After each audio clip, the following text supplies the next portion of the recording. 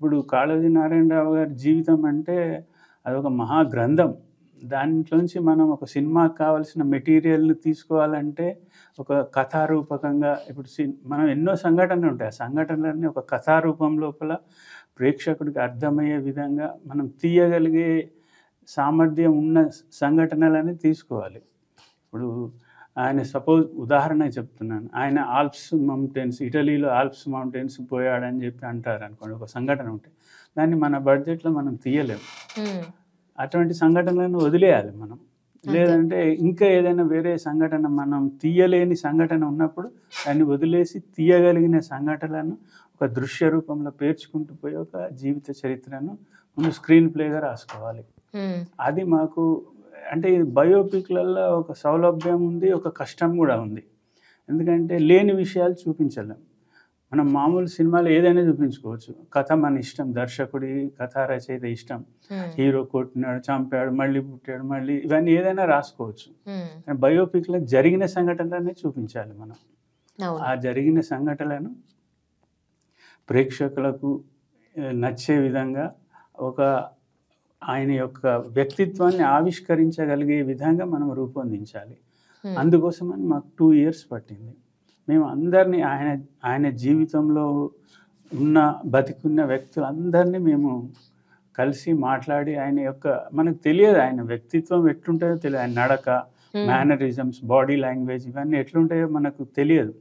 అవన్నీ తెలుసుకోవడం కోసం అందరినీ కలిసి వాళ్ళ యొక్క ఒపీనియన్స్, వాళ్ళ అభిప్రాయాలు, ఆయన గురించి వాళ్ళకున్న మనోభావనలు ఇవన్నీ తెలుసుకొని మేము 2 సంవత్సరాలు పట్టింది. స్క్రీన్ గ్రౌండ్ లెవెల్‌లో చాలా కష్టపడ్డాం. ఎందుకంటే తీస్తే అద్భుతంగా తీయాలి. లేకుంటే ఆషామాషిగా తీసేసి డాక్యుమెంటరీ లాగా తీసి పడేయకూడదు కదా!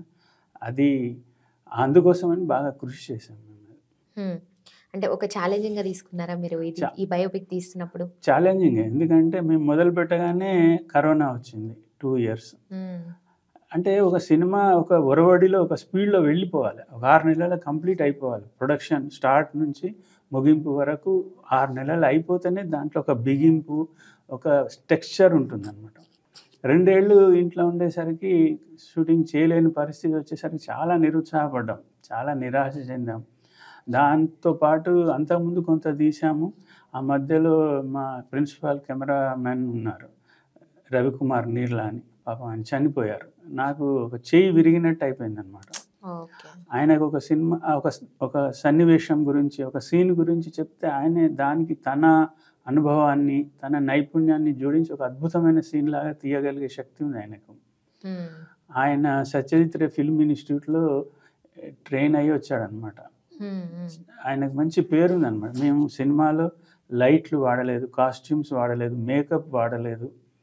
ఏం వాడకుండానే ఒక అద్భుతమైన దృశ్యాన్ని, ఒక సినిమాను మేము తయారు చేయగలిగినామంటే అది ఏ లోకంలో ఉన్నాడో ఆయన ఆత్మ శాంతించాలి. ఆయన వల్లనే సాధ్యమైంది.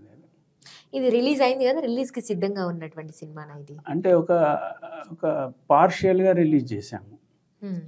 అంటే ముందు దీన్ని బయటి ప్రపంచానికి పంపించాలని చెప్పి బడి పిల్లలకు చూపించాం.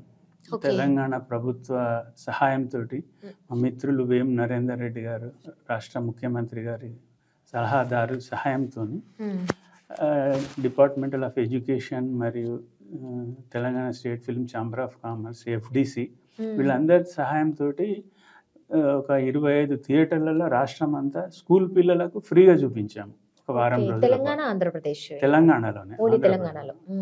ఓన్లీ తెలంగాణలో 25 సెంటర్స్‌లో చూపించాం సినిమా. చాలా అద్భుతంగా పిల్లలు ఎంత ఇన్స్పైర్ అయ్యారంటే అది నేను మీకు పంపించాను వీడియోలో చూడండి. మనం అనుకుంటాం పిల్లలకి ఏం తెలుస్తుంది, పిల్లలకు వాళ్ళు ఈ సినిమాను చూసి అందులో మంచి విషయాలను గ్రహించగలుగుతారా లేదా అని ఒక అభిప్రాయం ఉంటుంది. ఒక్కొక్కళ్ళు చెప్తుంటే నాకే ఆశ్చర్యం అయిపోయింది. అంత గొప్పగా వాళ్ళు సినిమాను ఆస్వాదించి అందులో ఉన్న గొప్ప విషయాలను మళ్ళీ వెంబడే కెమెరా పెట్టగానే, మైక్ పెట్టగానే చెప్పగలిగారంటే ఇట్స్ ఎ గ్రేట్ థింగ్. గ్రామీణ ప్రాంతంలో ఉన్న ప్రభుత్వ స్కూళ్ళలో చదివే అమ్మాయిలు ఎంత గొప్పగా స్పందించారంటే నేను మాటల్లో చెప్పలేను. మీకు దగ్గర వీడియో ఉంది, మీరు చూడొచ్చు అది.